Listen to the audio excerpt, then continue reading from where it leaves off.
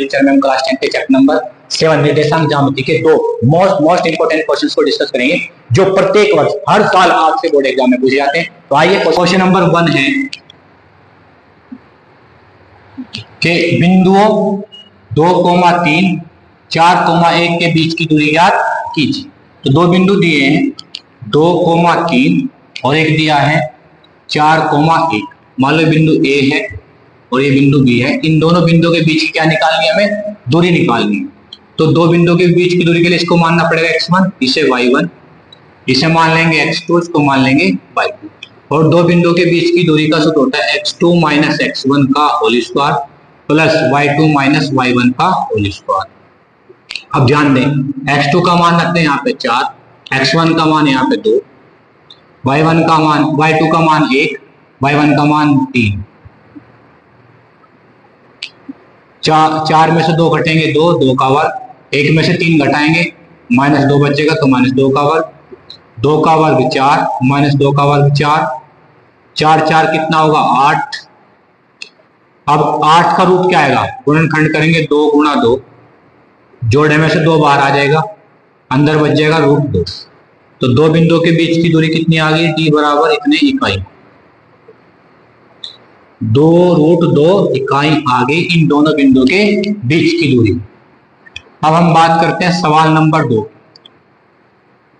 सवाल नंबर 2 में क्या दिया, ध्यान से समझे। वह अनुपात ज्ञात कीजिए जिसमें y अक्ष बिंदुओं 5 -6 -1 -5 को जोड़ने वाले रेखाखंड को विभाजित करता है।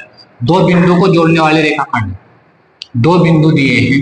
मान लो बिंदु ए है, इसके निर्देशांक है 5, -6। ये बिंदु बी है, इसके निर्देशांक है -1 -4। इस दोनों बिंदु को जोड़ने वाला जो रेखाखंड है, इस रेखाखंड को y अक्ष, कौन y अक्ष किस अनुपात में विभाजित करता है, m1 और m2 अनुपात में विभाजित करता है। तो इस बिंदु के निर्देशांक मान लेंगे हम कितने, p0, y। क्यों, y अक्ष पे x क्या होता है 0, तो x का निर्देशांक हो जाएगा 0 और y का निर्देशांक हो जाएगा y। आगे बात सुनिए। अब हम यहां लगाएंगे दो बिंदु अनुपात वाला सूत्र लगाएंगे। कौन सा सूत्र का प्रयोग करेंगे, अनुपात वाले सूत्र का। अनुपात वाला सूत्र कौन सा लेगा, x वाला, क्योंकि x का मान दिया, y का मान दिया, y का मान y दिया।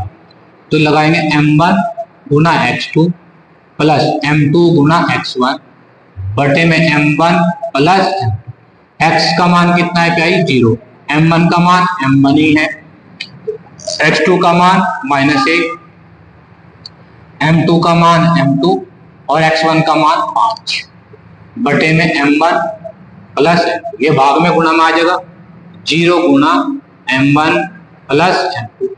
एक ही गुणा इसमें करेंगे तो कितना हो जाएगा -m1 गुना 1 प्लस, इसी गुणा इसमें ये जुगा तो ही रह जाएगा m2 गुना 5। अब किसी भी संख्या गुणा 0 में अगर तो क्या आएगा 0, ये हो जाएगा -m1 गुना 1 प्लस m2 गुना 5। ये माइनस से धरा के हो जाएगा प्लस, m1 गुना 1 बराबर हो जाएगा m2 गुना 5। हमें निकालना अनुपात m1 गुना वो m1 अनुपात m2, तो ये आ जाएगा m2 m1 के नीचे और 1 चला जाएगा 5 के नीचे, तो ये बन जाएगा m1 बटे m2 5 बटे 1। तो यहां से क्या आ जाएगा m1 अनुपात m2 बराबर आ जाएगा 5 अनुपात 1।